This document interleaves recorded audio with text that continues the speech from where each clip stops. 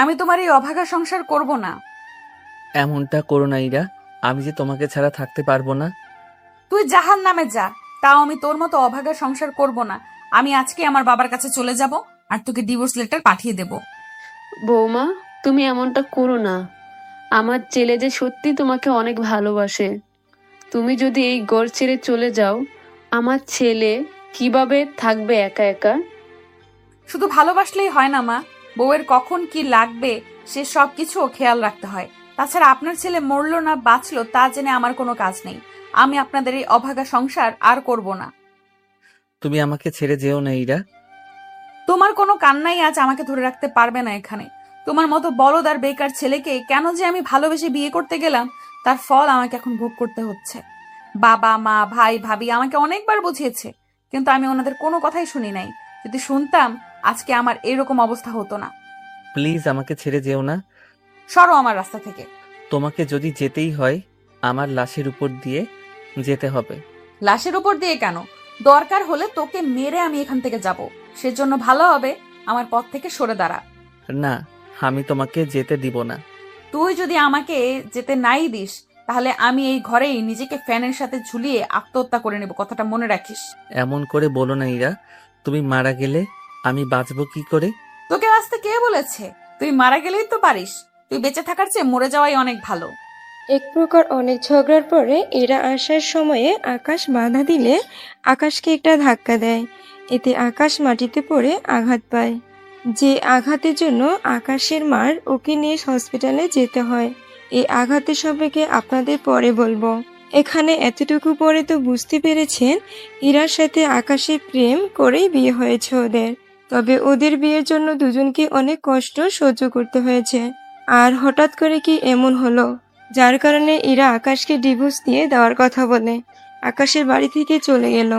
যদি এর পিছনে সবটা কাহিনী আপনাদের জানতে হয় তাহলে আপনাদের গল্পের প্রথম থেকে সবটা জানতে হবে। কেননা প্রথম থেকে কাহিনী না পড়লে তেমন কিছুই আপনারা বুঝতে পারবেন না। তাহলে চলুন শুরু করি। গ্রামে আঁকাবাঁকা মেঠো পথ দিয়ে সাইকেল চালিয়ে ইরা ওর বান্ধবীদের সাথে কলেজে যাচ্ছে। যাওয়ার সময় বিভিন্ন বিষয় নিয়ে কথা বলতে থাকে, সাথে ঠোঁট দিয়ে শীষ বাজাতে থাকে। রাস্তায় যে কোনো কিছু পড়ে আছে সে বিষয়ে ইরার কোনো খেয়ালই নেই। সাইকেল চালানোর সময়ে কারোর সাথে সাইকেলে ধাক্কা লেগে ইরা নিচে পড়ে যায়। ও মা গো, পড়ে গেলাম গো, আমার কোমরটা মনে হয় ভেঙে গেল। কে আছো, আমাকে বাঁচাও।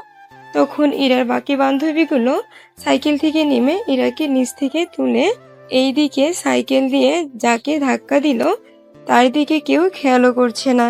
ইরার বান্ধবীরা ইরাকে হাত ধরে তুলে জিজ্ঞেস করে, ইরা, তুই ঠিক আছিস তো? দেখছিস না পড়ে গিয়ে কোমরটাই ভেঙে গেল মনে হচ্ছে। ওই ছেলে, চোখে দেখিস না নাকি? আশ্চর্য, আমাকে কেন রাগ দেখাচ্ছেন? তোর জন্য আমার বান্ধবী নিচে পড়ে গেল আর তুই কিনা বলছিস তোকে কেন রাগ দেখাচ্ছি? আমি তো রাস্তার একটা সাইড দিয়ে যাচ্ছিলাম, আপনারা তো উল্টো সাইডে এসে আমার ক্ষতি করলেন। তোর আবার কি হলো? এই যে দেখুন, হাতের এই জায়গাটা কেটে রক্ত পড়ছে। ববের বাচ্চা, তুই আমার সাথে কথা বলবি না আমাকে হসপিটালে নিয়ে যাবি? এই যে, আমার তো কিছুই হয়নি, সুস্থ মনে হচ্ছে। যেখানে আমাকে আপনাদের নিয়ে যাওয়ার কথা সেখানে আপনার কি দরকার যাওয়ার? তুই কিন্তু এবার বেশি বেশি কথা বলছিস। আপনি তো ভারী বেয়াদব একটা মেয়ে, কার সাথে কিভাবে কথা বলতে হয় তা দেখি ঠিক মতো জানেন না। এখন কি তোর থেকে আমাকে ব্যবহার শিখতে হবে? তাছাড়া তুই কে? তোকে তো আমি আগে কখনো দেখিনি। আমি গ্রামে থাকলে তো দেখবেন। তা তুই কোন দেশের রাজা যে গ্রামে থাকিস না? আমি যে দেশের রাজা সে দেশে আপনি সামান্য রাজার দাসী হওয়ারও যোগ্য না। যত বড় মুখ নয় তত বড় কথা। কথাটা বলেই ইরা আকাশকে একটা থাপ্পড় দেয়। থাপ্পড় দেওয়াতে আকাশ আরো রেগে যায়। একে তো ওকে আহত করে রক্ত বের করেছে, তার উপর থাপ্পড় মেরেছে। আকাশ ইরাকে আবার থাপ্পড় মারতে যাবে, তখনই শাকিল এসে বাধা দেয়। বন্ধু, কি করছিস তুই? দেখছিস না, এই বেয়াদব মেয়েটাকে একটা উচিত শিক্ষা দিতে হবে। চুপ কর বন্ধু, তুই তো চিনিস না উনিকে। যদি চিনতি তাহলে এই কথাটা বলতি না। এই শোন, তোর বন্ধুকে ভালো করে আমার পরিচয়টা দিয়ে দিবি, সাথে এটাও বলে দিবি এই ইরা চৌধুরীর সাথে যেন কোনো পাঙ্গা নিতে না আসে। যদি আসে এর ফল কেমন হবে তাও ওকে বলে দিবি। বলার কি দরকার, ও তো সবই শুনেছে।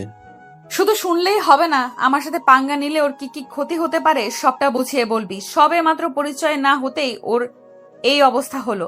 যখন পুরো পরিচয় পাবে তখন হয়তো হসপিটাল থেকে বের হওয়ার চান্সও পাবে না। শাকিল, ওর মতো ডাইনির সাথে কথা না বলে আমাকে হসপিটাল নিয়ে চল। ডাইনি বলাতে এরা আরো বেশি করে রেগে যায়। রেগে আকাশকে আবারও মারতে আসে। তো সাহস তো কম না, তুই আমাকে ডাইনি বললি, আজকে তো আমি তোকে মেরেই ফেলবো। এরা আকাশকে আবারও চড় মারতে যাবে। সেই মুহূর্তে ববি এরাকে ওখান থেকে জোর করে নিয়ে আসে। ততক্ষণে শাকিল ও আকাশকে নিয়ে হসপিটালে চলে আসে। ডক্টর হাতির এই অবস্থা দেখে বলে, কি করে হলো এরকমটা? একটা ডাইনি আমাকে তার সাইকেল দিয়ে ধাক্কা মেরেছে, সেই জন্য হাতটা এরকম হয়ে গেল। বুঝতে পেরেছি। আমি এই জায়গায় ড্রেসিং করে ব্যান্ডেজ করে দিলাম। এটা মোটামুটি 6-7 দিনে অনেকটা শুকিয়ে যাবে। তুমি ওই ওষুধগুলো নিয়মিত খাবে এবং কাটা জায়গায় লাগাবে। ধন্যবাদ ডক্টর আপনাকে। আকাশ ও শাকিল ডাক্তার দেখিয়ে বাসায় চলে আসে। অন্যদিকে ইরা আর ববি আসে কলেজে। ক্লাসে ঢুকতে যাবে এমন সময়ে ছাড় ওদের ঢুকতে নিষেধ করে। তোমরা দুজনে ভেতরে আসতে পারবে না। কিন্তু স্যার, আমাদের কি এমন অপরাধের জন্য আমাদের ভেতরে আসতে দিবেন না? তোমাদের অপরাধ হলো তোমরা লেট করে ক্লাসে এসেছো। তাড়াতাড়ি, তোমরা কি জানো? তাছাড়াও তোমরা কি জানো না আমার ক্লাসে লেট করার আশাটা আমি একদমই পছন্দ করি না। তারপরও লেট করে কেন এলে? ওই একটা অসভ্য বজ্জাত ছেলের জন্য আমার আজকে আসতে লেট হয়েছে। তা সে ছেলেটা কি করেছে? স্যার, আমি রাস্তা দিয়ে সাইকেল চালিয়ে আসছিলাম, ছেলেটা হঠাৎ করে সামনে চলে আসে, এতে একটু ব্যথা পায়। তবে আমি নিজেও ব্যথা পেয়েছি অনেক। এতে ছেলেটা আমাকে অনেক বকাবকি করলো। ওই ছেলেটার সাথে ঝগড়া করতে করতেই লেট হয়ে গেল। কি সব উল্টোপাল্টা বলছিস? তুই চুপ করে থাক, এখন দেখবি স্যার আমাদের কোনো কিছুই বলবে না। সত্যি বলছিস? তুই শুধু দেখে যা আগে আগে কি হয়। দুজন কি নিয়ে ফুসুল ফুসুল করছো? আমি ওকে বলেছিলাম কোনো টেনশন যেন না নেয়। স্যার অনেক ভালো মানুষ, আমাদের ঠিকই ক্লাস করতে দিবে, এই কথাটাই না বলেছিলাম তোকে? হ্যাঁ স্যার, এই কথাটাই বলেছে। কথা কম বলে ভেতরে এসে ক্লাস করো। কথাটা শুনে এরা তো মহা খুশি। এসেই বেঞ্চে বসে যায়, ক্লাস করতে থাকে। অন্যদিকে আকাশের কি অবস্থা তা আমরা একটু দেখে আসি। আচ্ছা শাকিল, ওই মেয়েটা কে রে? এই মেয়ে হচ্ছে আমাদের গ্রামের চেয়ারম্যানের মেয়ে। কি বলিস, চেয়ারম্যানের এত সুন্দর মেয়ে আছে? আমি তো জানতামই না। যদি আগে থেকে জেনে থাকতি তাহলে কি করতে শুনি? ওই মেয়েকে পটানোর চেষ্টা করতাম। তোর কি মাথাটা গেছে? মাথা কেন যাবে? এই মেয়ের সম্পর্কে তো জানিস না কোনো কিছু, সেজন্য এই কথাটা বলতে পারলি। তাহলে একটু বল তো শুনি। এই মেয়ের নামটা তো শুনলি, ওর বাবা যে চেয়ারম্যান সেটাও তো জানতে পারলি। ওনার 2টা ছেলে আছে, ওদের ভয়ে এলাকার কেউ ওনার বিরুদ্ধে কথা বলতেও একটু সাহস পায় না। তুই বলিস এতটা সাংঘাতিক পরিবারের মেয়ে? তাহলে আর বলছি কি, আর তুই কি না আসতেই ওই মেয়ের সাথে টক্কর নিয়ে নিলি। এখন ওই মেয়ে যদি ওর ভাইদের তোর কথা বলে তাহলে তো তোকে মারবে, সাথে আমাকেও। তাছাড়া তোর বাবা নেই, তোর মায়ের দিকে তাকিয়ে তুই একটু সাবধানে থাকিস। আরে আমি তো আছি কয়েকটা দিন, এরপর তো আবারও ঢাকায় ফিরে যাব। আচ্ছা, তুই ঘরে ফিরে যা এখন। একটু পরে শাকিল আকাশকে ওদের ঘরে দিয়ে তারপর বেরিয়ে পড়ে। বাড়ির উঠোনে আসতে আকাশের এমন অবস্থা দেখে আকাশের মা দৌড়ে এসে নানা রকমের প্রশ্ন করতে থাকে। আম্মু, এত প্রশ্ন করলে আমি কোনটা রেখে কোনটার উত্তর দিব বলো তো? আচ্ছা তাহলে আগে বল, তোর হাতে এতটা কাটলো কি করে? আর বলো না আম্মু, রাস্তা দিয়ে সাইকেল চালানোর সময়ে আমি পড়ে যাই, সেজন্য এরকমটা হয়েছে। কি দরকার ছিল সাইকেল চালানোর? এমনিতে তুই এসেছিস কয়েকটা দিন এখানে থাকার জন্য, এখন এই অবস্থা নিয়ে থাকবি কি করে? ও কিছু হবে না, তুমি চলো তো, আমাকে ভাত দাও, অনেক খিদে পেয়েছে। তুই বস, আমি আজকে তোকে নিজের হাতে খাইয়ে দিব। ঠিক আছে চলো তাহলে। আকাশ ফ্রেশ হয়ে আসলে আকাশের মা ওকে খাইয়ে দিতে থাকে। নিজের মায়ের হাতে খাবার কে না খেতে চায় বলুন। এদিকে আকাশ খেতে থাকুক, ততক্ষণে আপনাদের আকাশের সম্পর্কে একটু জানিয়ে দেই। আকাশ বর্তমানে পড়াশোনার পাশাপাশি টিউশনি করায়। আকাশের বাবা নেই, 15 বছর আগে উনি মারা যায়। উনি মারা যাওয়ার পরে আকাশের পরিবারের অভাব দেখা দেয়।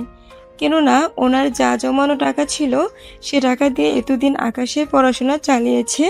আকাশের বাবার একটা দোকান ছিল, সে দোকানে অন্য কেউ এখন ভাড়া নিয়ে চালাচ্ছে। সেখান থেকে যা পায় তা দিয়ে ওদের সংসার চলে কোনোভাবে।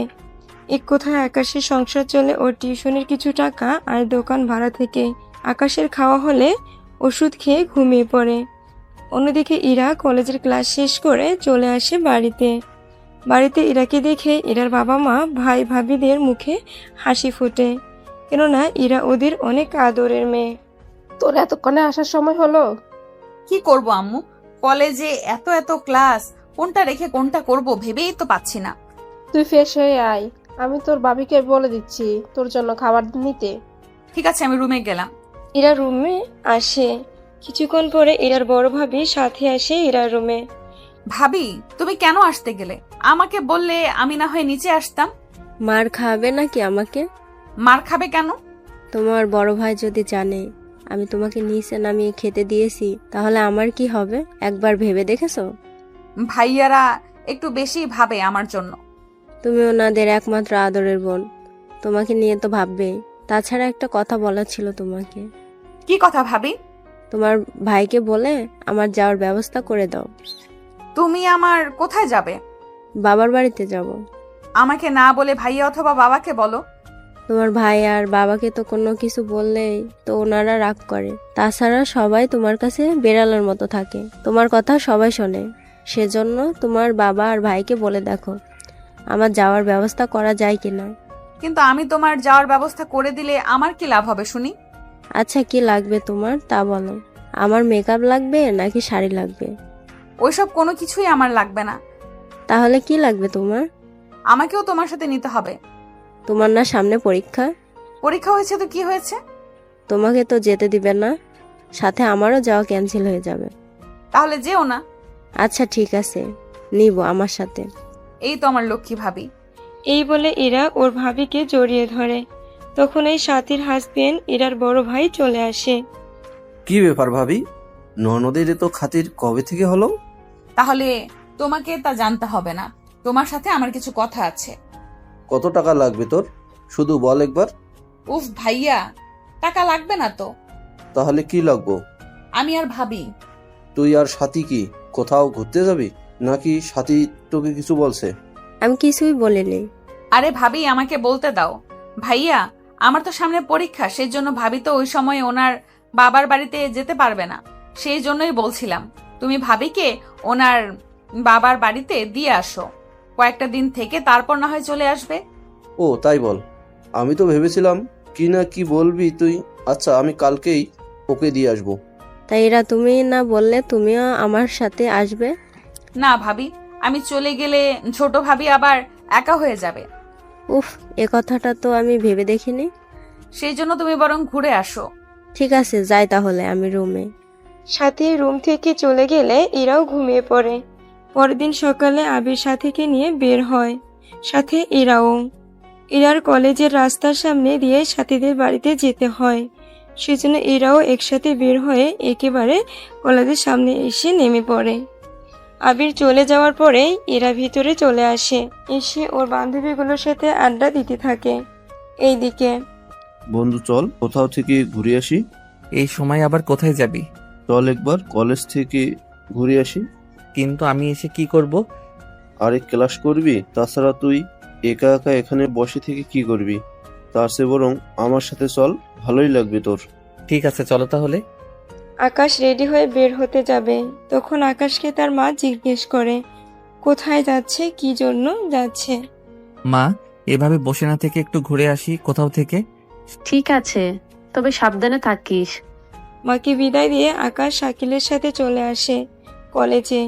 শাকিলের সাথে ক্লাসে এসে বসে পড়ে। কিছুক্ষণ পরে ইরাও ওই ক্লাসে আসে। ইরাকে দেখে আকাশ শাকিলকে জিজ্ঞেস করে, শাকিল, ওই মেয়েটা এখানে কেন? কোন মেয়ে? আরে যে মেয়েটা আমার এরকম অবস্থা করেছে সেই মেয়ের কথা বলতেছি। ও তো আমার সাথে পড়েই। ও আচ্ছা, তাই বল। এই জন্য তুই ওই মেয়েকে ভালো করে চিনিস তাহলে? সেরকম আর কি। একটু পরে ছাড় এসে ক্লাস করাতে থাকে। হঠাৎ ইরা ক্লাসের মধ্যে জোরে জোরে শব্দ করে, সেজন্য স্যার ওকে দাঁড় করায়। ইরা, তুমি হাসছো কেন? স্যার, আমি হাসছি ওই ছেলেটাকে নিয়ে। কোন ছেলে? শাকিলের পাশে যে ছেলেটা বসে আছে ওই ছেলেকে নিয়ে। কি করেছে ওই ছেলেটা? তাছাড়া ওই ছেলেটাকে দেখে তো নতুন মনে হচ্ছে, কিন্তু ওকে দেখে হাসার এত কারণ তো আমি দেখছি না। স্যার, ওই ছেলের হাতে এখানে শার্ট তো ছেঁড়া, সেজন্য আমার হাসি পাচ্ছে। কথাটা শুনে আকাশ এবার হাতের শার্টের দিকে তাকায়, তখন ছেঁড়া দেখতে পায়। আসলে আকাশ জানতো না এই জায়গায় যে ছেঁড়া ছিল। স্যার এগিয়ে এসে আকাশকে উদ্দেশ্য করে প্রশ্ন করে, তোমার নাম কি? পারভেজ হোসেন আকাশ। তোমার পরিবারে কে কে আছে? তাছাড়াও তোমার তো আগে কখনো দেখিনি এই ক্লাসে। এরপর আকাশ পরিবার সম্পর্কে সবটা বলতে থাকে।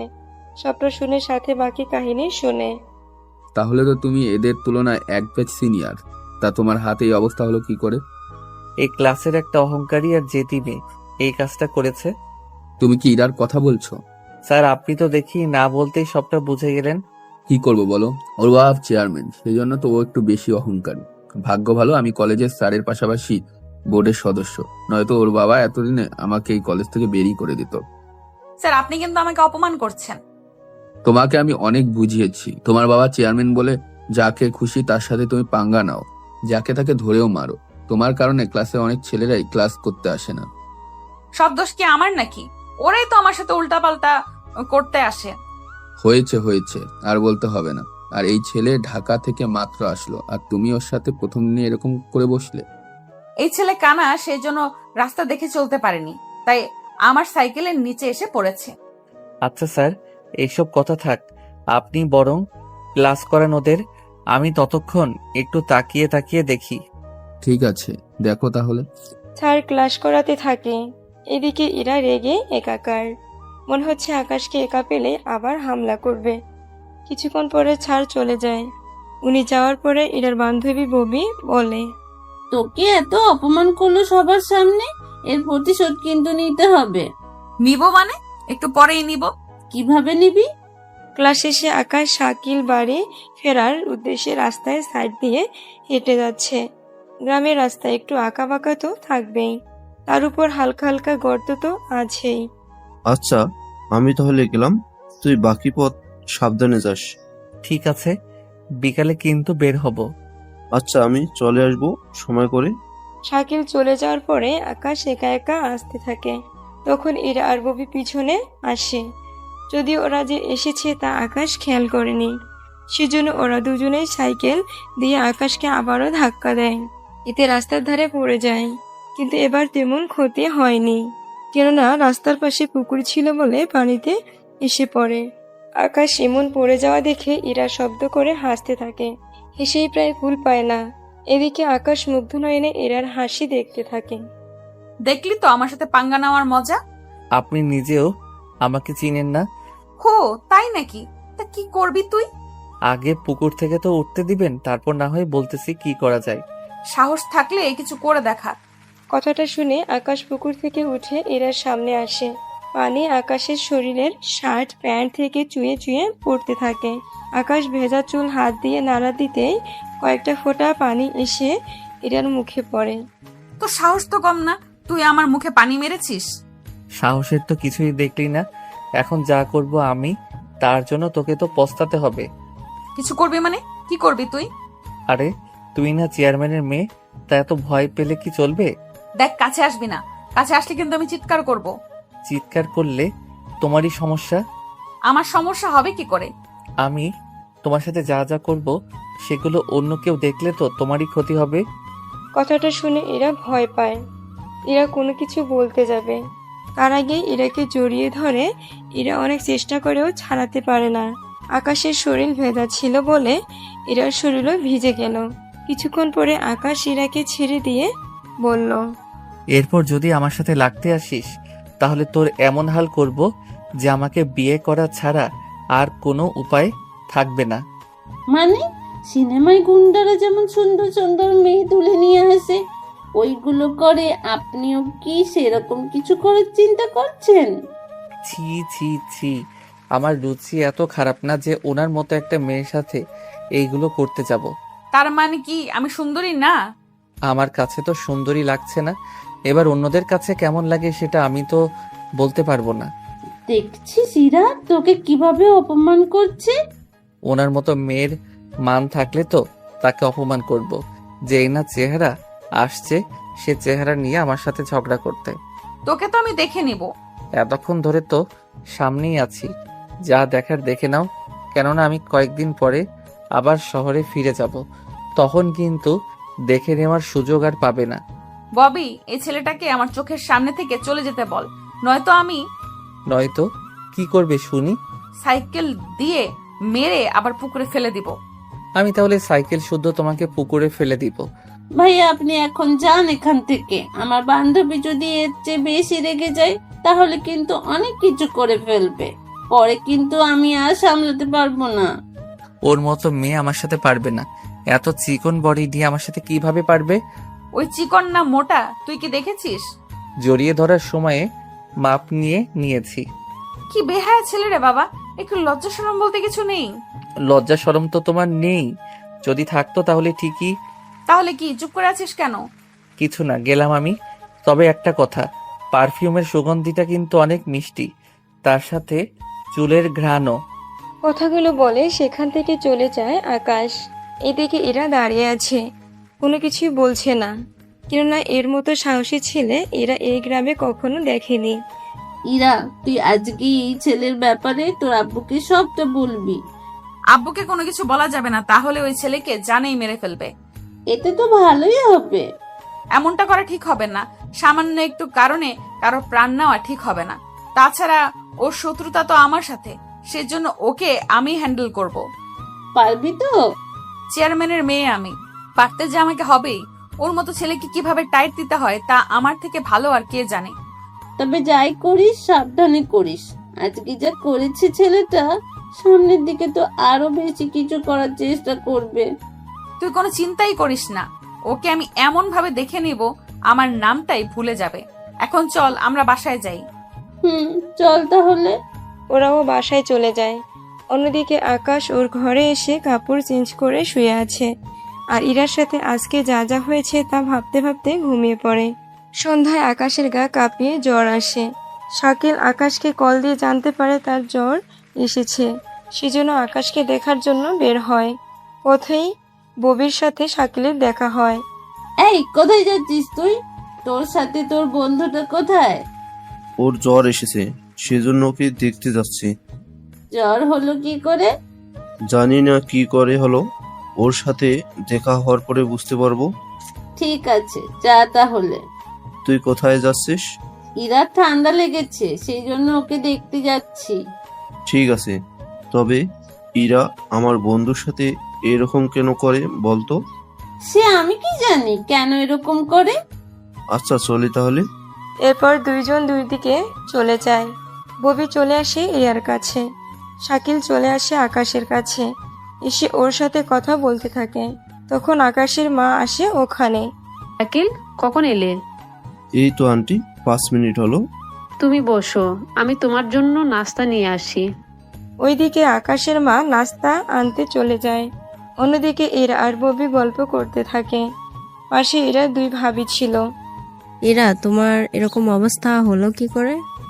ভাবি, আমি তো ওকে দেখেছি জামা কিছুটা ভেজা অবস্থায় আসতে, মনে হচ্ছে ভেজা ছিল বলে এরকম অবস্থা হয়েছে। তাই এরা তুমি ভিজলে কি করে? আরে ওয়াশরুমের ভেতরে এসে পানি ছাড়তেই ড্রেসিং টেবিলের সব পানি আমার জামায় লাগে। তার সাথে আমার আরো কিছু বান্ধবী তা দেখে আমার শরীরে আরো পানি মারতে থাকে। ঠিক আছে, তোমরা দুজন আলাপ করো, আমরা তোমাদের জন্য নাস্তা নিয়ে আসছি। এরার দুই ভাবি চলে যায়। ওনারা যাওয়ার পরে এরা ববিকে বলল, দেখলি তো ওই বজ্জাত ছেলেটার জন্য আজকে আমার কি হাল হলো। তোর তো শুধু ঠান্ডাই লেগেছে, কিন্তু ওই ছেলের তো জ্বর উঠে গেছে। তুই কি করে জানলি? আসার সময় শাকিলের সাথে দেখা হয়েছে, ওই আমাকে সবটা বলেছে। বেশ হয়েছে, আমার সাথে এরকম বেয়াদবি করার ফল এখন হারে হারে টের পাচ্ছে। তুই নিজেই এত কষ্টে আছিস। আমার তো শুধু ঠান্ডা লেগেছে, কিন্তু ওই ছেলের তো জ্বর এসেছে। এরই মধ্যে এরা দুই ভাই আর বাবা আসে রুমে।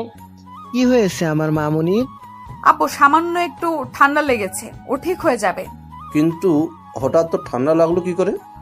হয়তো শরীরে একটু ভিজে যাওয়ার জন্য হয়েছে। তাই ইরা, ডক্টর কি বলেছে? আব্বুর সাথে সারাক্ষণ থাকতে হয় বলো? তোর খোঁজ খবরও নিতে পারি না।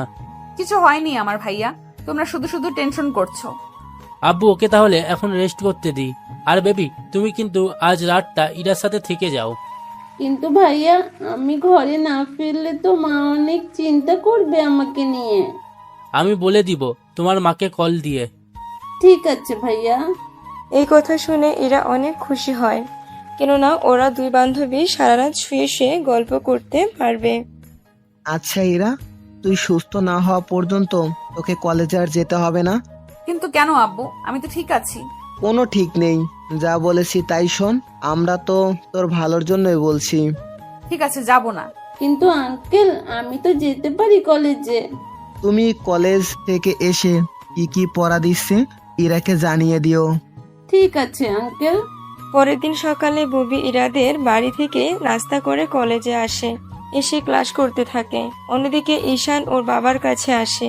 বাবা, বাবা, ও বাবা, কি হয়েছে বল। ইরার জন্য একটা ছেলে খুঁজবো কি? কোনো দরকার নেই, ও মাত্র কলেজে পড়েছে। আগে ভার্সিটিতে ভর্তি হোক, তারপর ওর বিয়ে নিয়ে ভাবা যাবে। তাছাড়া 2 বছর পরে ইলেকশনের পরেই না হয় ওর জন্য ছেলে দেখব। আমি কি তাহলে ওনাদের মানা করে দিব? হ্যাঁ, মানা করে দাও। কিছুদিনের মধ্যে ইরা ভালো হয়ে যায়, কিন্তু আকাশ এখন ও মোটামুটি অসুস্থ হয়ে আছে। কলেজের ভিতরে শাকিলের সাথে দেখা হয় ইরা ও ববির সাথে। কিরে, তোর বন্ধু কোথায়? আকাশ এখনো অসুস্থ। কি বলিস, এখনো সুস্থ হয়নি? এই তো জ্বর কমে গেছে, শরীর একটু দুর্বল, 2-3 দিন রেস্ট নিলে সুস্থ হয়ে যাবে। আচ্ছা শোন, কলেজ শেষে আকাশের বাড়িতে যাব, আমাকে একটু নিয়ে যাবি? তুই হঠাৎ ওর বাড়িতে কেন যেতে চাইছো? ইরা, আমারও তো সেম প্রশ্ন। তোকে সবটা জানতে হবে না, যা বলেছি তা শুধু শুনে রাখলেই হবে। ঠিক আছে, নিয়ে যাব। চল তাহলে, এখনই যাব আমরা। হ্যাঁ চলো তাহলে। একটু পরে ওরা রওনা দেয়। কিছুক্ষণ পরে ইরা আকাশের জন্য কিছু ফল কিনে আনে। আকাশের ঘরটা দেখে ইরা মোটামুটি অবাক হয়, কেননা ঘরটা অনেক ছোট, সব মিলে 3টা রুম আছে ওখানে। একটু পরে ওরা এসে আকাশের পাশে বসে। তখন আকাশ ঘুমাচ্ছিল, সেজন্য ওরা মোটামুটি পাশে এসে বসে থাকে। ততক্ষণে আকাশের মা ওখানে আসে। কি ব্যাপার শাকিল? ওরা খারা, ওদের তো চিনলাম না। আন্টি, ওরা আমার বন্ধু, আমরা একই সাথে পড়াশোনা করি। আকাশ অসুস্থ, সেজন্য ওকে দেখতে চেয়েছে, তাই নিয়ে এসেছি। তোমরা বসো, আমি তোমাদের জন্য নাস্তা নিয়ে আসছি। আন্টি চলুন, আপনাকে নাস্তা বানাতে সাহায্য করি। তোমরা এই ঘরের মেহমান, তোমরা গল্প করো, আমি একাই সবটা করে নিব। কিন্তু আন্টি, বললাম তো, তোমরা প্রথম এসেছো, রান্নাঘরে যেতে হবে না, তোমরা গল্প করো, আমি আসছি। আকাশের মা নাস্তা বানাতে চলে যায়। অন্যদিকে ওরা গল্প করতে থাকে। একটু পরে শাকিল আর ববি রুম থেকে বের হয়। আসলে ববি ওয়াশরুমে যাবে, সেজন্য ওকে নিয়ে বের হয়। এখন শুধু আকাশ আর ইরার আছে এই রুমে। ওই ইরা আকাশের কপালে হাত দিয়ে চেক করতে থাকে জ্বর কিছুটা ঠিক হয়েছে কিনা, কিন্তু হাত দিয়ে বুঝতে পারে জ্বর এখনো আছে। ইরা যেই হাতটা সরিয়ে নিয়ে আসবে, আকাশ ঘুমের মধ্যে ইরার হাতটা জড়িয়ে ধরে রাখে বুকের সাথে। এরকমটা আকাশ যে করবে তা তো ইরা ভাবতেও পারেনি। আকাশের ঘুমও ভাঙছে না, আবার ইরা হাতটাও সরাতে পারছে না। 6 মিনিট ধরে আকাশ হাতটা ওর নিচের বুকে ধরে রেখেছে। এইদিকে ববি আর শাকিলের কথার আওয়াজ শুনে ইরা এবার একটু জোর দিয়ে হাতটা সরিয়ে নিয়ে আসে। আচমকা কারোর উপস্থিতি বুঝতে পেরে আকাশের ঘুমটাও ভেঙে যায়। তাও চোখে অনেক ঘুম ছিল, সেজন্য ঠিকভাবে বুঝতেও পারছে না সামনে কে আছে। এ কি আম্মু, তুমি এখানে এখনো বসে আছো? আকাশের এমন কথা শুনে এরা মিটমিট করে হাসলো। এই যে মিস্টার, আমি আপনার আম্মু নই, বুঝলেন? আসলে আপনি কে? ঘুমের কারণে মুখটাও ঠিক মতো দেখতে পাচ্ছি না। দেখতে হবেও না। তা এখন কেমন আছেন? তার আগে বলুন আপনি কে? এরা কিছু বলতে যাবে, তখনই শাকিল আর ববি এসে পড়ে ওখানে।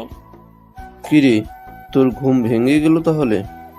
মনে হলো কেউ আমাকে ধরে টান দিল, আর আমার ঘুমও ভেঙে গেল এতে। এবার একটু ভালো করে তাকিয়ে চারিদিকে একটু দেখ, তাহলে বুঝতে পারবি। শাকিলের কথা মতো চোখ ভালো করে ধরে রুমের চারিদিকে তাকিয়ে দেখে ববি ইরা তার রুমে উপস্থিত। আকাশ ভূত দেখার মতো চমকে উঠে বলে, এ কি, আপনি এখানে কেন? আপনাকে দেখতে এসেছে। আমাকে আবার দেখার কি আছে? আপনি সুস্থ আছেন কিনা তা দেখার জন্য এসেছি। আমি আছি মোটামুটি সুস্থ। তা আমার মতো একটা গরিব ঘরের ছেলেকে দেখতে এসেছেন, তার জন্য ধন্যবাদ। আচ্ছা আমরা তাহলে চলি এখন। এসেছেন যখন এই গরিবের ঘরের নাস্তা তো খেয়ে যান। তার লাগবে না, আসি এখন। ওরা বের হতে যাবে, তখনই আকাশের মা নাস্তা নিয়ে এসে ওদের খেতে বলে। ওরা নাস্তা খাওয়া শুরু করে। হালকা কিছু খেয়ে বেরিয়ে পড়ে ইরা। ইরা বাসায় আসতে সাথী জিজ্ঞেস করে, ইরা, তোমার হাত এত লাল হয়ে আছে কেন? আমার কখন লাল হলো? ভালো করে তাকিয়ে দেখো, তাহলে বুঝতে পারবে কিভাবে লাল হলো। এরা হাতের দিকে তাকিয়ে বুঝতে বাকি রইল না যে এটা ওই সময়ের আকাশ যে ওর হাত ধরে রেখেছিল। এটা ওই সময়ের এরকম হয়েছিল, যা এরা এতক্ষণে খেয়ালও করেনি। আরে ভাবি, জানি না কি করে লাল হলো। আচ্ছা, কোনো ছেলে তোকে রাস্তায় ডিস্টার্ব করেনি তো? আরে কি যে বলো না ভাবি, আমাকে ডিস্টার্ব করবে এরকম ছেলে কি আমাদের গ্রামে আছে নাকি? সেটা তো ঠিক বলছো। আচ্ছা যাও, এখন ফ্রেশ হয়ে আসো, আমি তোমার জন্য খাবার দিচ্ছি। ঠিক আছে ভাবি। বিকালে ইরার বাবা আর ভাইয়েরা আসে একটা বাড়িতে জমির ব্যাপারে কথা বলার জন্য। আবির, এই জমিটা ওদের থেকে লিখে নে তো। চেয়ারম্যান সাহেব, এত বড় জুলুম আমার উপরে করবেন না। এখানে জুলুমের কি আছে? তুমি আমাদের থেকে 3 লক্ষ টাকা নিয়েছো, তাও 3 বছর আগে। আমি তো বলেছি 3-4 মাসে সব টাকা আমি ফেরত দিয়ে দিব। যে টাকা তুই 3 বছরেও দিতে পারিসনি, সে টাকা কিনা তুই 3-4 মাসে ফেরত দিবি? কথাটা তো একটু হাস্যকর, তাই না? তাছাড়া তোকে কোনো সময় দেয়া হবে না, সেজন্য তাড়াতাড়ি সাইন কর। আমি কিন্তু পুলিশে জানাবো। পুলিশের জানাবি? লোকটার কথা শুনে চেয়ারম্যান আর আবিরও সাথে সাথে হেসে ওঠে। বলে কি লোকটা, আমাকে নাকি পুলিশে দেবে? হ্যাঁ দিব। আপনার মতো এরকম জালেম চেয়ারম্যান থাকার চেয়ে না থাকাই ভালো। কি বললি তুই? এত বড় সাহস তোর? আমার সামনে দাঁড়িয়ে তুই আমার বাবাকে এত বড় কথা বলছিস? আজকে তোকে আর তোর এই ঘরটাকে আগুন জ্বালিয়ে দেবো। আমার এত বড় ক্ষতি করবেন না চেয়ারম্যান সাহেব, আমি আপনার পায়ে পড়ি। তোর এই আবদার আমি মেনে নিতাম, কিন্তু তুই আমাকে পুলিশের ভয় দেখাস। আমার ভুল হয়ে গেছে, আমাকে মাফ করে দেন। তোর কোনো ক্ষমা নেই। ঈশান, তুই ওর ব্যবস্থা কর, আমি গেলাম। ইরার বাবা ওখান থেকে চলে যায়। এইদিকে ইরা পরের দিন এসে আকাশের সাথে দেখা করে।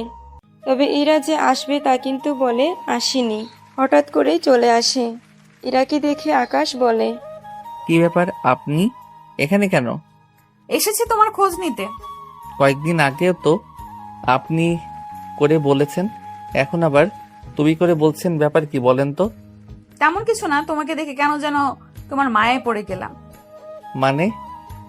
তেমন কিছু না। আচ্ছা তুমি তো ঢাকায় চলে যাবে, তা ওখানে তোমার কোনো গার্লফ্রেন্ড নেই তো? সে সব জেনে আপনি কি করবেন? আমার অনেক কিছু জানার আছে, আর জানার পরে বলারও আছে। আমার কোনো গার্লফ্রেন্ড নেই। সত্যি বলছো তো? আপনার কি মনে হয় আমার মতো একটা গরিব ঘরের ছেলেকে কোনো মেয়ে কি ভালোবাসবে? এটা অবশ্যই ঠিক কথা বলেছো। তোমার নাম্বারটা দিয়ে যাও, আমার যখন ইচ্ছা হবে তখনই তোমার সাথে কথা বলে নিব। আমার নাম্বার কেন? একটু আগেই তো বলেছি কথা বলার জন্য। যদি না দেই?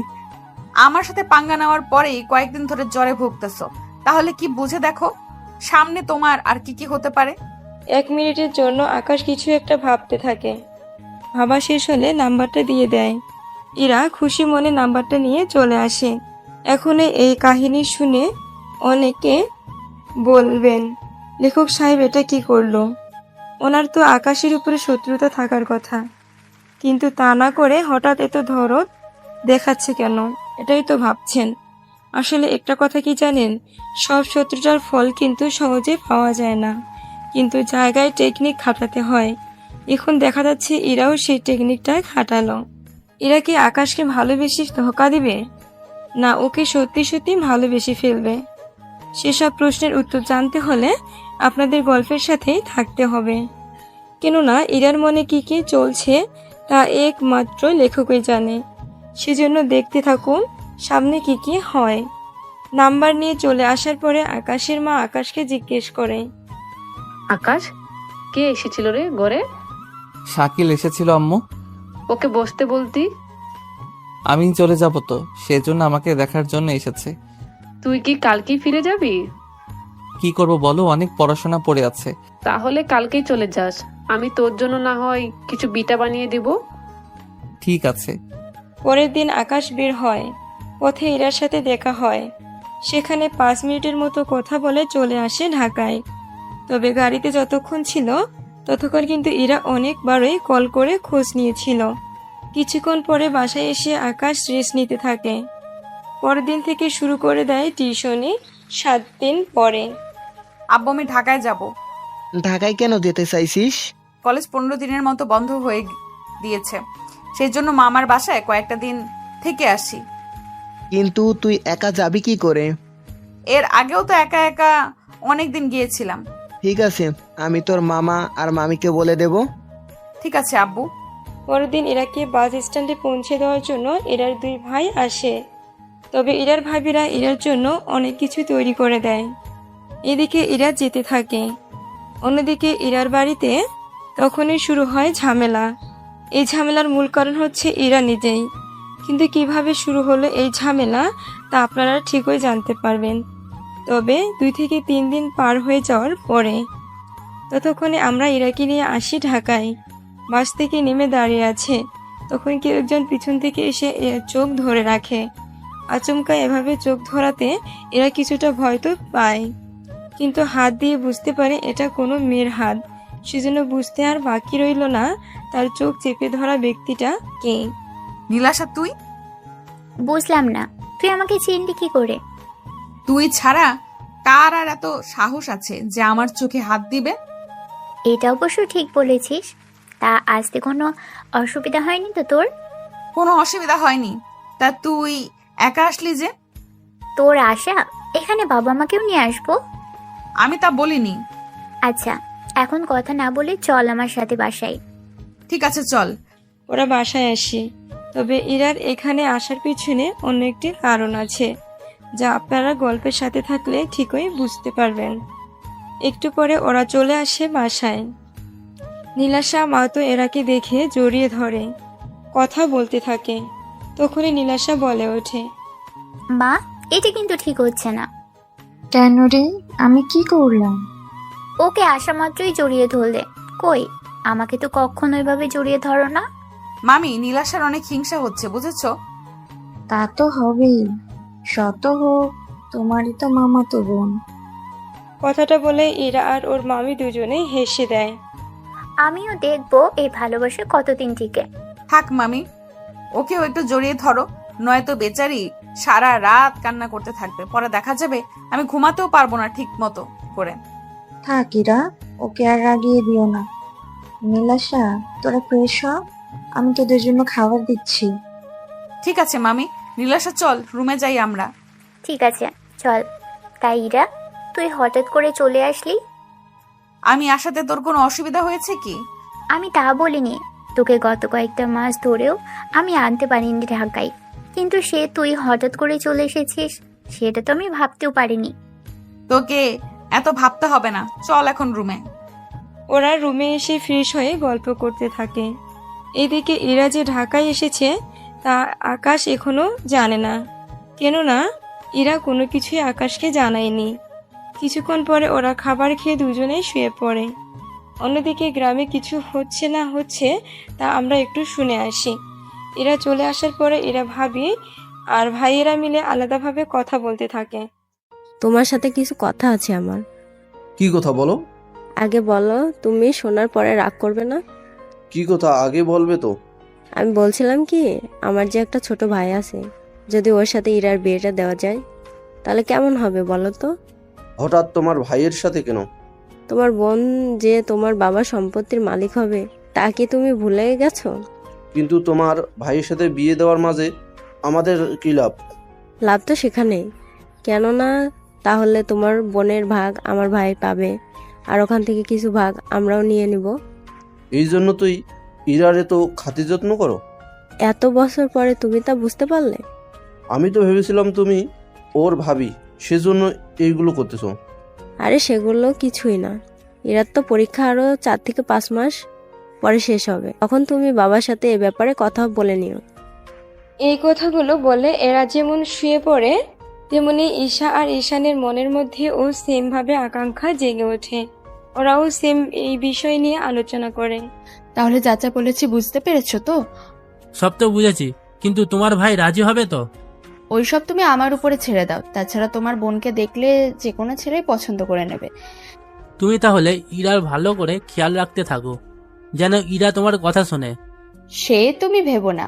ইরার জন্য আমি একটা নেকলেস বানাবো, ওর জন্মদিনে ওকে উপহার দেব, তাহলে দেখবে ও অনেক খুশি হবে। বাহ, তোমার মাথায় তো এত বুদ্ধি, আমি তো আগে জানতাম না।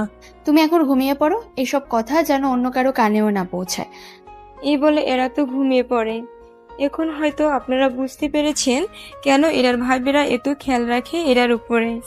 আসলে এরা দুই ভাবি সম্পত্তির জন্য এরার এত খেয়াল রাখে, যেন ওনাদের ভাইয়ের সাথে বিয়ে দিয়ে সম্পত্তি নিতে পারে সেজন্য। তাহলে আপনারা গল্পের এই পর্যন্ত বুঝতে পারলেন এদের কার মনে কি চলছে। এখন চলুন আমরা ঢাকায় কি হচ্ছে তা জেনে আসি। এদিকে আকাশ ভার্সিটিতে এসে ক্লাস শেষ করে টিসি মোড়ে এসে বসে থাকে। দূর থেকে আকাশ নীলাশাকে দেখতে পায়। আসলে আপনাদের তো বলাই হয়নি, নীলাশা আর আকাশ ওরা অনেক ভালো বন্ধু হয়। তবে এখানে একটা রহস্য আছে, যে রহস্যটা আপনারা সময় হলেই জানতে পারবেন। এখন শুধু বর্তমানে কি চলছে তা নিয়ে আলোচনা করতে থাকে। তুই আজকে এত লেট করে আসলি যে? আরে আমার ফুফাতো বোন এসেছে। তাহলে আসার সময় নিয়ে আসতি। নিয়ে আসলাম তো, কিন্তু কোন দিকে যে গেল ঠিক জানি না। আবার হারিয়ে যাবি না তো? দেখ, এতটাও ছোট না। এরা এই নিয়ে কথা বলতে থাকে। অন্যদিকে এরা আকাশকে খুঁজতে খুঁজতে ক্লান্ত হয়ে যায়। সেজন্য আকাশকে কল দিয়ে কোথায় আছে তা জানতে চায়, কিন্তু আকাশ তো জানে না এরা যে ঢাকায় এসেছে। সেজন্য বলে দেয় কোথায় আছে। এরা এবার নীলাশাকে কল দেয়। কিরে, কোথায় তুই? তোর জন্য আমি কতক্ষণ আর বসে থাকবো বল? তুই কোথায় আছিস সেটা আমাকে বল। আমি টিসি মোড়ে বসে আছি, মাঝখানে একটা গাছ আছে, ওই গাছটার পাশে বসে আছি। কথাটা শুনে এরার তো আরো ভালো লাগে, কেননা আকাশও বলছে টিসি মোড়ে আছে। আর নীলাশাও সেম কথাই বলে। ওই জায়গায় এসে নীলাশাকে দেখতে পায় একটা ছেলের সাথে বসে আছে, কিন্তু এরা ছেলেটার মুখ দেখতে পাচ্ছে না। তাছাড়া দেখবে কি করে, এরা তো ওদের পিছনে নীলাশার জামা দেখে ওকে চিনতে পারে। সেজন্য এরা পিছনে এসে আকাশের চোখটা ধরে ফেলে। আচমকা এভাবে কেউ ওর চোখ ধরবে তা আকাশ ভাবতেও পারেনি। এদিকে নীলাশা তো অবাক হয়। নীলাশা ভাইয়ের সাথে কিন্তু তোকে অনেক মানিয়েছে। আরে ওটা আমার বন্ধু হয়। বুঝি আমার সামনে ধরা খেয়েছিস বলে এখন মিথ্যা বলছিস? কণ্ঠটা আকাশের পরিচিত মনে হলো, সেজন্য চোখে হাত দিয়ে হাতটা স্পর্শ করতে থাকে। অনেকটা চেনা চেনা লাগছিল, সেজন্য পিছনে ফিরে তাকায় আর হাতটা সরিয়ে নিতে ওরা দুজনকে দেখে চমকে ওঠে। কিন্তু নীলাশার সামনে থাকাতে ওকে কিছুই বুঝতে দেয়নি। আকাশ, ইরার সাথে তোর পরিচয় করিয়ে দিই। ও আমার ফুফাতো বোন, গতকাল সন্ধ্যায় ঢাকায় এসেছে। আর ইরা, ও হচ্ছে আকাশ, আমার ভার্সিটি ফ্রেন্ড। এরপর ওরা একে অপরের সাথে কথা বলতে থাকে।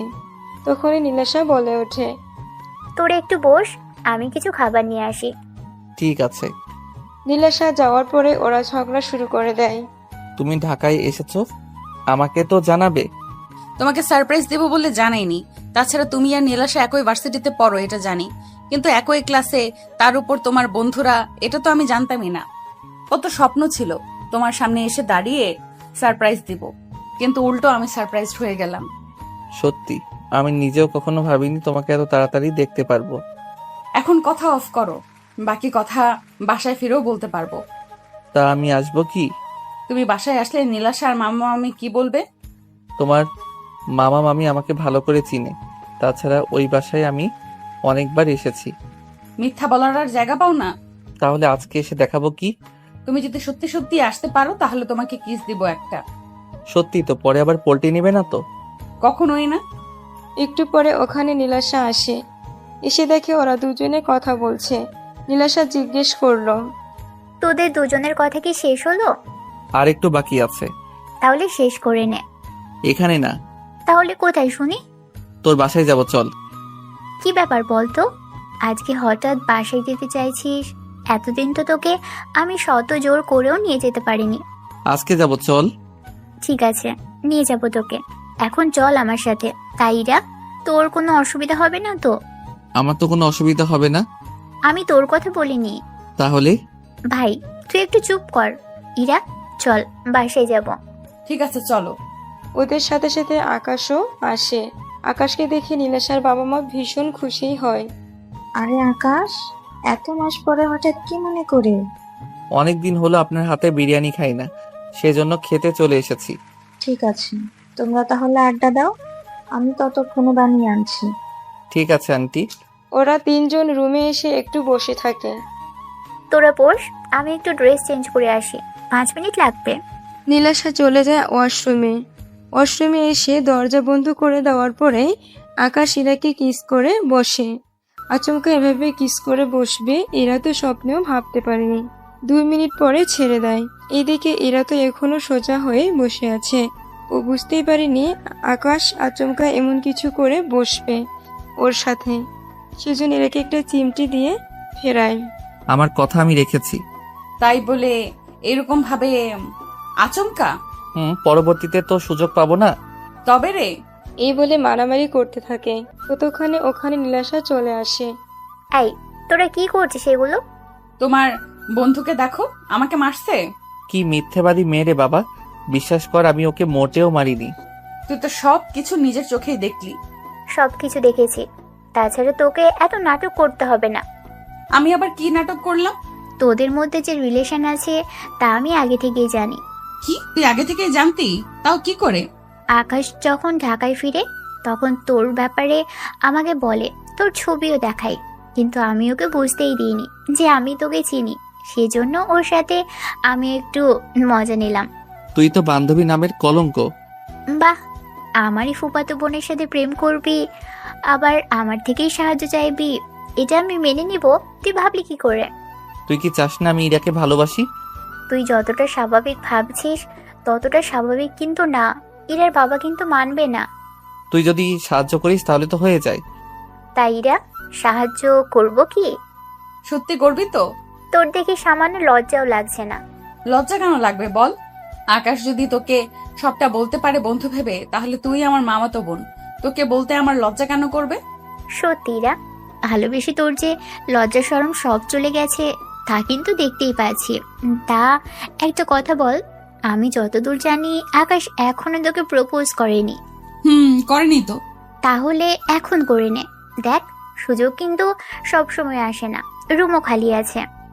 তোর কি লজ্জা শরম নেই? বাহ, প্রেম করো তুমি আর লজ্জা পাবো আমি, এটা কেমন কথা? আচ্ছা আকাশ, তুমি তাহলে প্রপোজ করো। কিন্তু ফুল কোথায় খুঁজবো এখন? আমার কাছে ফুল আছে, তোরা দুজন 2 মিনিট অপেক্ষা কর, আমি নিয়ে আসছি। নীলাশা চলে যায়। তখন ইরা আকাশকে জিজ্ঞেস করে, বাহ, তুমি দেখি আমারই মামাতো বোনকে আমাকেই পছন্দ করো, তাহলে সেই গল্প শোনাচ্ছ? আমি জানতাম নাকি? তাছাড়া নীলাশা আমাকে বলেনি তো, না বললে আমি জানবো কি করে? এখন তো জেনেছো। এখন তো সব জেনেই গেছে, এখন আর লুকিয়ে কি করব? আমি এখানে 10 দিন আছি, এই 10 দিন পরে বাসায় ফিরে যাব। তারপর 2 মাস পরেই আমার পরীক্ষা। সেজন্য তুমি যদি আমাকে পেতে চাও তাহলে পরিবারে এসে কথা বলো।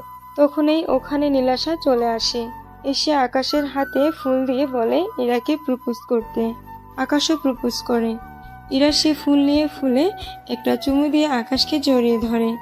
আমার সামনে তো একটু দূরত্ব রাখবেই। তাছাড়া ইরা, তোর কি মনে হয় ফুপু আর ফুপা কখনো রাজি হবে? রাজি কেন হবে না?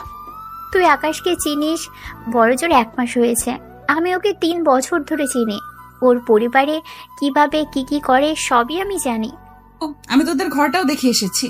কিন্তু তাও আকাশের পরিবারে কিন্তু কিছুটা আর্থিক দিক দিয়ে অভাব আছে, সে সব তো জানিস। আমি ওকে সবটাই বলেছি আমার সম্পর্কে। আমার পরিবারে আসলে ওকে হয়তো মাঝে মাঝে অভাব দেখতে হবে। সমস্যা নেই, আমি সামলে নেব সবটা। এখন নীলাশার সামনে বলতেছো, কিন্তু যখন পরিস্থিতির সামনে পড়বে তখন কিন্তু এই কথাটা আর মুখ দিয়ে বেরো হবে না। সেসব তোমাকে জানতে হবে না। আচ্ছা, আমি একটা কথা বলি, তোদের হাতে আরো অনেকটা সময় আছে। দেখ, আমি তোদের দুজনের ভালোর জন্য কথাগুলো বলি। আকাশের পরিবারে এরা তোকে অনেক অভাব সহ্য করতে হবে, যা তুই পারবি না। ফুপু তোকে কিভাবে মানুষ করেছে তা আমি তো জানি। সেখানে আকাশের পরিবারে তুই নিজেকে মানিয়ে নিতে পারবি কি? দেখ আকাশ, আমি তোকে ছোট করছি না, কিন্তু দেখ পরে এমন না হয় যে দুজনকেই কষ্ট পেতে হয়। আমিও এটাই ভাবছি, সেজন্য ইরা তুমি ভেবে দেখো, এখনো সময় আছে। ঠিক আছে, আমি এখানে আছি তো কয়েকটা দিন, ততদিন আমরা দেখা করি, নিজেদের আরো ভালো করে চিনি, জানি। সেটাই ভালো হবে। এভাবে কয়েকটা দিন পার হয়ে যায়। এরা এখন আকাশকে আরো বেশি করে ভালোবেসে ফেলতে থাকে। এই 8 দিন ওরা অনেক ভালো করেই কাটিয়েছে। পরের দিন এরা চলে যাওয়ার আগে আকাশ নীলাশাদের বাসায় আসে। তখন নীলাশা ছিল না, সেজন্য এরার সাথে কথা বলতে থাকে। আজকে তো আমার ঢাকায় দিন শেষ, তবে আমি এখানে এসেছি শুধু তোমাকে দেখার জন্য। তুমি কিন্তু তাড়াতাড়ি ফিরে আসিও। আমারও আর 4 মাস লাগবে। যাওয়ার আগে আরেকটা স্পেশাল গিফট তোমাকে দিতে চাই। কি গিফট? কথাটা শুনে এরা আকাশকে জড়িয়ে ধরে কিস করে বসে। অনেকটা সময়ের পরে ছেড়ে দেয়। বাকি আদর বিয়ের পরে পাবে। আমি তাহলে এখন চলি। নীলাশা কি তোমাকে এগিয়ে দিবে না? ও টিকিট কাটতে গেছে, আমাকে নিচে নামতে বলেছে। সাবধানে যেও তাহলে। এই বলে এরা চলে যায়। এরা যাওয়ার পরে আকাশে তেমন কিছুই ভালো লাগতো না। এভাবে অনেকগুলো মাস চলতে থাকে। এরার পরীক্ষা শুরু হওয়ার কয়েকদিন পরে আবার আকাশের পরীক্ষা শুরু হয়। এভাবে পরীক্ষার মাঝে ওদের ব্যস্ততা কাটতে থাকে। অন্যদিকে এরার পরীক্ষা শেষ হওয়ার কয়েকদিন পরে এরার ভাবে আসে ওর কাছে। এরা, তোমার তো পরীক্ষা শেষ, তার সামনের দিকে কি করবে ভেবেছো কিছু? ভাবতেছি পড়াশোনা করব। শুধু পড়াশোনার দিকে মন দিলে হবে? বিয়ে নিয়ে তো ভাবতে হবে। বিয়ে তো করবই, তবে আমার পছন্দের কাউকেই বিয়ে করব। তেমন কেউ আছে কি? আছে, তবে এখন বলা যাবে না। কথাটা শুনে সাথীর মনে অন্য কিছু চলতে থাকে। কেননা সাথী ভেবেছিল এরকম হবে, কিন্তু এরার কথা শুনে অন্য রকম সবটা মনে হচ্ছিল। সেজন্য উনি এসে আবিরকে সবটা জানায়। আবির তো সবটা শুনে অনেক রেগে যায়। তেমনি ঈশাও ইরাকে সেম প্রশ্ন করে। ইরা ওনাকেও সেম ভাবে উত্তর দিলে উনিও সে সব কিছু এসে ঈশানকে বলে। তাহলে তো ব্যাপারটা বাবাকে জানাতে হয়। ব্যাপারটা আব্বুকে আগে জানাতে হবে না। কেন কেন? তুমি কি জানো না, তোমার বাবা নিজেও তো প্রেম করে বিয়ে করেছে। উনি ঠিকই প্রেম করে বিয়ে করেছে, কিন্তু আমাদের দু ভাইকে কখনো প্রেম করতে দেয়নি। যেখানে ইরা যদি কাউকে পছন্দ করেও থাকে তাও মেনে নিবে না। আমি তাহলে খোঁজ নিচ্ছি ইরার সাথে কারোর কোনো চক্কর চলছে কিনা, সেটা আমাকে খুঁজে বের করতে হবে। কথাটা বলে উনি তো বের হয়, সাথে আবিরও। কিন্তু ওরা দুজনে যে একই কাজে বের হয়েছে তা ওনারা নিজেরাও জানে না। এভাবে কয়েকটা দিন যাওয়ার পরেও ওনারা ঠিক বুঝে উঠতে পারেনি আসলে কার সাথে এরার রিলেশন চলছে। 1 মাস যেতে থাকে। এই 1 মাসে এরার ভাবিরা ইরার সাথে কথায় কথায় রাগ দেখায়, কেননা ওনারা দুজনেই ইরাকে বলেছে তাদের ভাইকে বিয়ে করার জন্য, কিন্তু তাও আলাদা, মানে সাথী ওর ভাইয়ের সাথে বলেছে আর ঈশা ওর ভাইয়ের জন্য। ইরা তো দুজনকেই মানা করে দেয়, কিন্তু সাথী জানে না ঈশার কথাগুলো, তেমনি ঈশাও সাথীর কথাগুলো জানে না। এভাবে কয়েকটা দিন যাওয়ার পরে আকাশ, তুমি ফিরবে গ্রামে? এই তো আর 15 দিন পরে। কিছু কি হয়েছে? বুঝতেছি না, ভাইয়া ভাবিরা মিলে আমাকে সারাক্ষণ জ্বালিয়ে মারতেছে। ঠিক বুঝলাম না। মানে ওনারা চাচ্ছে আমি ওনাদের ভাইয়াদের বিয়ে করি, কিন্তু আমি রাজি না হওয়াতে এখন আগের মতো কথাই বলে না আমার সাথে। তোমার বাবা মা কি জানে ব্যাপারটা? ওনাদের বলিনি, তাছাড়া বাবা মা জেনেও কিছু বলবে না। তুমি গ্রামে আসো, তারপরে আমি তোমাকে পরিবারের সাথে পরিচয় করিয়ে দিব। ঠিক আছে, কয়েকটা দিন সময় দাও আমাকে, আমি সবটা ঠিক করে আসতেছি। রাখি তাহলে। এরপর কল কেটে দেয়। 15 দিন পরে আকাশ গ্রামে আসে। তখন ইরার সাথে দেখা করে। আমার ভাইয়েরা উঠে পড়ে লেগেছে, কি করব বলো? আমার তো পড়াশোনা শেষ হলো, চাকরি তো নেই, তোমার পরিবার তো এরকম অবস্থায় আমার হাতে তোমাকে তুলেও দিবে না। তুমি আন্টিকে নিয়ে আমাদের বাসায় আসো। তোমার ভাই আর বাবা, ওনারা যদি মাকে উল্টাপাল্টা কোনো কথা বলে? তাহলে একটা কাজ করো, তুমি কাল আমাদের বাড়িতে আসিও। কিন্তু তোমার বাবা ভাই মিলে আমাকে ধোলাই দিবে না তো? তেমন কিছুই হবে না। পরের দিন আকাশকে অনেকটা সাহস নিয়ে ইরাদের বাসায় আসে। তখন ওর বাবা ছিল, সেজন্য ওনার সামনে এসে দাঁড়ায়। আসসালামু আলাইকুম আঙ্কেল। ওয়ালাইকুম আসসালাম। তোমার নাম কি? কোন ওয়ার্ডে থাকো? আমার নাম পারভেজ হোসেন আকাশ। আমরা একই ওয়ার্ডে থাকি। কিন্তু তোমাকে যে কখনো এই গ্রামে আমি দেখিনি। জি, আমি তো গ্রামে থাকি না, ঢাকায় থাকি, ওখানেই পড়াশোনা করি। এখন আমার কাছে কি দরকারে এসেছো? বলো কি জন্য এসেছো? এদিকে ইরা দরজার সামনে উকি দিয়ে দেখতে থাকে, সাথে ইশারায় আকাশকে বলতে বলে। কি ভাবছো? আমার হাতে এতটা সময় নেই, যা বলার একটু তাড়াতাড়ি করে বলো। আঙ্কেল, আমি আপনার মেয়েকে ভালোবাসি আর ওকেই বিয়ে করতে চাই। কথাগুলো এক নিঃশ্বাসে বলে শেষ করে। কথাগুলো শুনে ইরা তো অনেক খুশি হয়ে যায়, কিন্তু ইরার বাবা কথাগুলো শুনে রেগে যায়। কি তোর এত বড় সাহস? তুই আমার মেয়েকে বিয়ে করার প্রস্তাব নিয়ে আসার সাহস পেলি কোথায়? আজকে তোকে আমি এখানেই লোক দিয়ে। ইরার বাবা বাকি কথা বলার আগে ইরা এসে ওর বাবার সামনে দাঁড়ায়। আব্বু, ওর কোনো ক্ষতি করো না, আমিও ওকে ভালোবাসি। ইরার মুখে কথাটা শুনে রফিক চৌধুরী একটু শান্ত হয়ে বসে। তারপর আকাশকে খুঁটিনাটি জিজ্ঞেস করতে থাকে। সবটা শোনার পরে বলে, তোমার কোনো ইনকাম নেই, তাছাড়া তুমি যে আমার মেয়ের ভরণ পোষণ চালাবে সেটাও তো তোমার দ্বারা সম্ভব হবে না। সেজন্য আমি তোমার হাতে আমার মেয়েকে তুলে দিতে পারবো না। তাই তোমার জন্য ভালো হবে আমার মেয়ের পিছু ছেড়ে দাও, নয়তো বুঝতেই পারছো আমি তোমার কি কি করতে পারি। আপনার কাছে কি ইরার ভালোবাসার কোনো দাম নেই? দাম আছে। আমার মেয়ে কখনো রান্না পর্যন্ত করেনি। তোমার বাড়িতে যাওয়ার পরে ওকে রান্না করে কাটাতে হবে।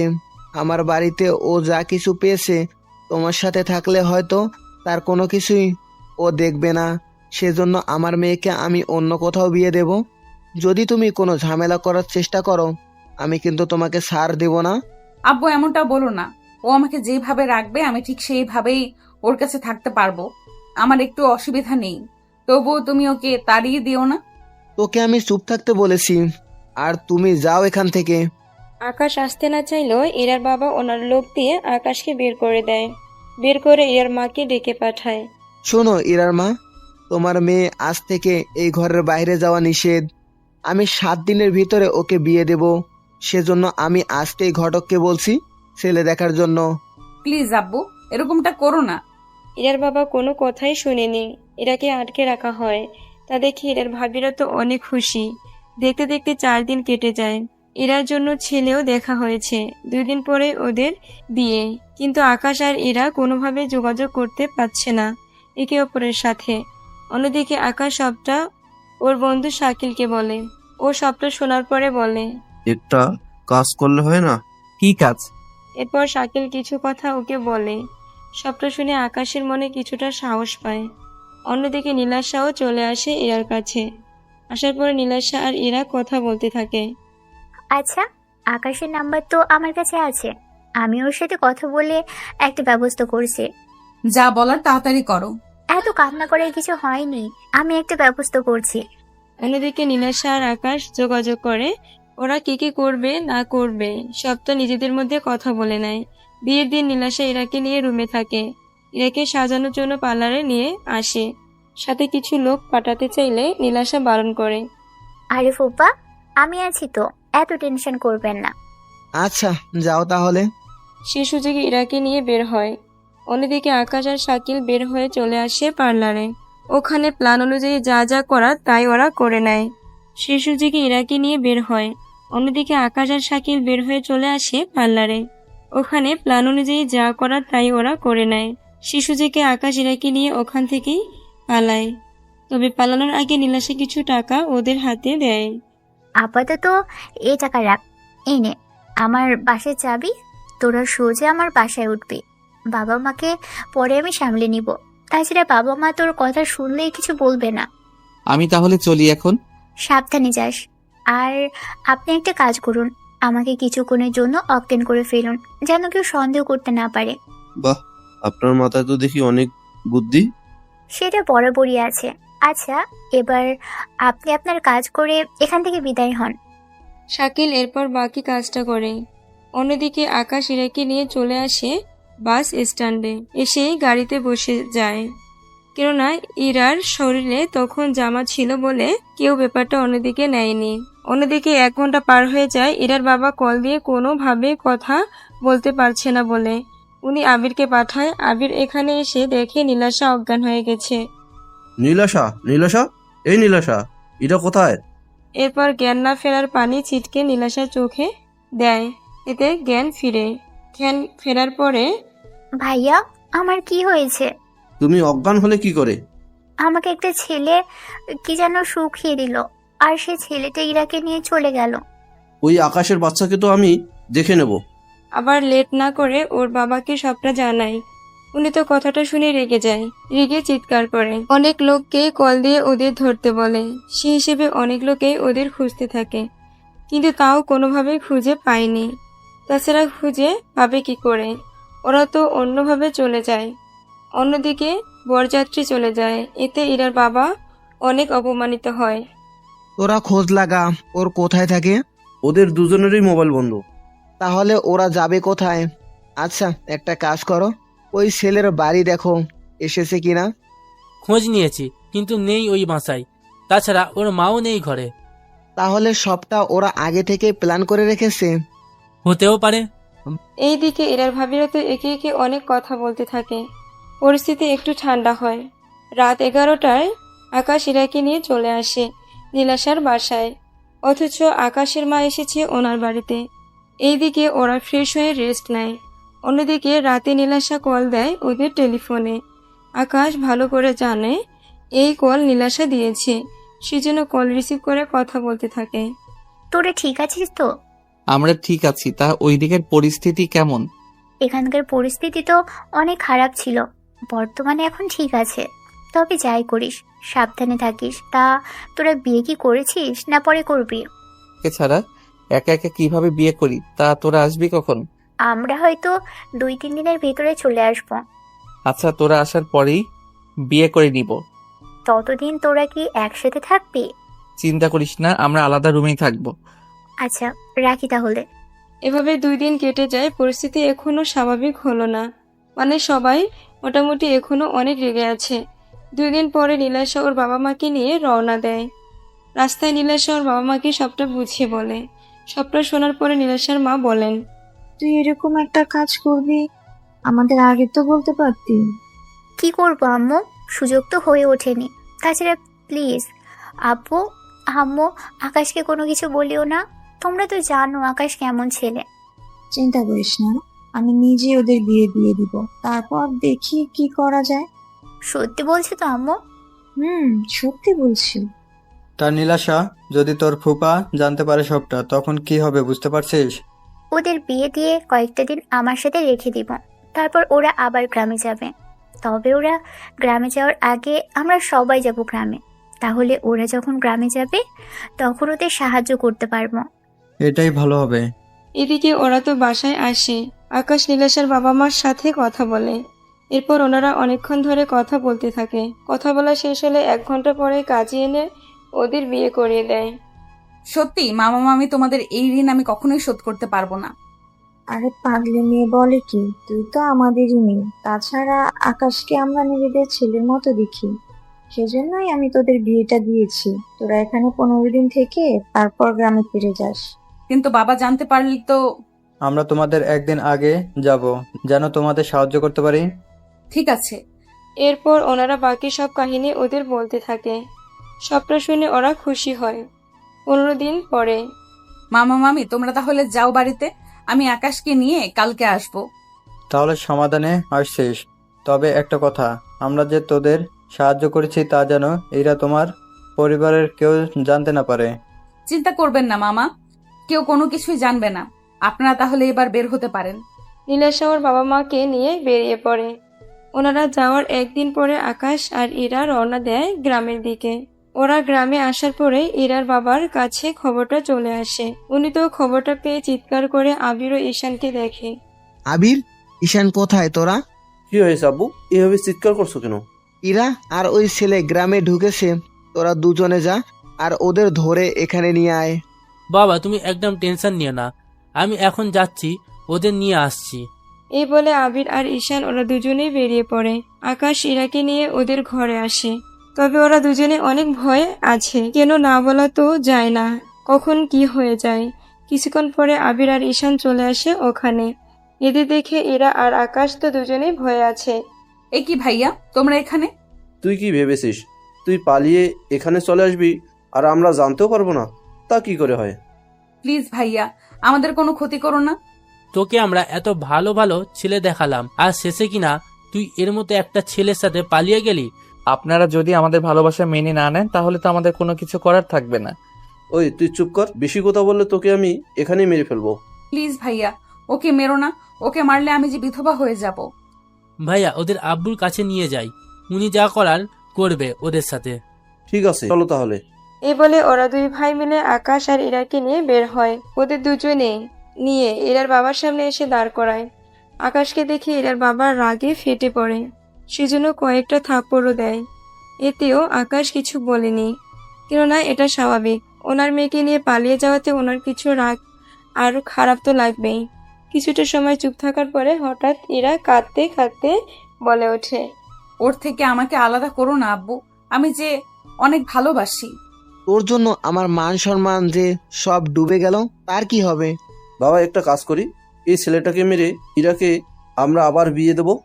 না ভাইয়া, এরকমটা বলো না। অন্যদিকে নীলাশা আর ওর বাবা মা মিলে ইরার বাবাকে অনেক বোঝাতে থাকে। 1 ঘন্টা পরে এর বাবা রাজি হয়। ঠিক আছে, তবে একটা কথা, এই বাড়িতে ইরা কখনো আসতে পারবে না। তোমার যখন এটাই ইচ্ছে তাহলে তাই হবে। আকাশ, চলো এখান থেকে। কিন্তু তোমার বাবা মাকে ছাড়া কি থাকতে পারবে? তোমার ভালোবাসা পেলে আমি ঠিকই থাকতে পারবো। ঠিক আছে, চলো। ইরাকে নিয়ে বেরিয়ে আসে। এইদিকে আবির আর ঈশান তো খুশি হয়, কেননা ইরাকে যখন এই বাড়িতে আর ঢুকতে দিবে না তখন সম্পত্তি ভাগ তো দিবে না। ওরা এটাই ভেবে নিয়েছে। রাতের বেলায় ইরা আর আকাশ শুয়ে পড়ে। অন্যদিকে আচ্ছা ঈশান, বাবা তুই ইরাকে আর এই বাসায় ঢুকতে দিবি না। কিন্তু এতে তোর এত খুশি হওয়ার কারণ কি? আরে, ইরাকে এই বাড়িতে ঢুকতে দিবি না তার মানে ওকে সম্পত্তি দিবি না। সে অনুযায়ী আমরা দুই ভাই মিলে সব সম্পত্তি পাবো। তোর মাথায় এত বুদ্ধি এলো কি করে? সব বুদ্ধি সব সময় কাজে লাগাতে হয়। এভাবে 1 মাস যাওয়ার পরে ইরার বাবার মনে একটু দয়া হয়, সেজন্য উনি আবির আর ঈশানের সাথে কথা বলে। তখন বাকিরাও ছিল, সেজন্য সবাই নিজেদের মতামত জানাতে থাকে। সবার মতামত জানার পরে, কিন্তু আব্বু, ইরাকে সম্পত্তি দেওয়ার কি দরকার? ও তোমার আমারই মেয়ে, ওর দিকে তো আমার খেয়াল রাখতেই হবে। ঠিক আছে আব্বু, তুমি যা ভালো মনে করো। এর বাবা নিজেদের কথা বলে চলে যায়। তখন এরা দুই ভাই মিলে অনেক রকম ফন্দি করতে থাকে। কিন্তু সেটা করব কি করে? ইরার চোখে আকাশকে খারাপ বানাতে হবে। কিন্তু কিভাবে? সেটা তুই আমার উপর ছেড়ে দে। ঠিক আছে ভাইয়া। ঈশানের সাথে কথা বলে কিছু একটা ঠিক করে। ততক্ষণে আমরা ইরা আর আকাশের ব্যাপারে দেখে আসি। কয়েকদিন ধরে ইরা লক্ষ্য করছে আকাশ কেমন যেন বদলে গেছে, আগের মতো নেই। ইরা আকাশকে জিজ্ঞেস করে, কিছু কি হয়েছে তোমার? ইদানিং দোকানের অবস্থা অনেক খারাপ যাচ্ছে, এরকম হলে তো সংসার চালাতে কষ্ট হয়ে যাবে। সেটা আমি জানি, কয়েকদিন ধরে লক্ষ্য করছি। তোমার নাম্বারে অনেক মেয়ে কল দিয়ে তোমার খোঁজ খবর জিজ্ঞাসা করে। ব্যাপারটা কি বলো তো? আমার নাম্বারে মেয়ের কল? সেটা আমি তোমার কাছে জানতে চেয়েছি। আমি তো জানি না। ঠিক আছে, যাও দোকানে। আকাশ আসে দোকানে। এদিকে আবির আর ঈশানের প্ল্যান ভালোই কাজ করতে থাকে। মোটামুটি 2 মাসে এরা আর আকাশের মাঝে অনেক অনেক ঝগড়া হতে থাকে। আকাশ তো সবটা নীলাশাকে জানায়। সবটা শোনার পরে নীলাশা এরাকে বুঝাতে থাকে সবটা, কিন্তু তাও এরা কোনো কিছু বুঝতে চায় না।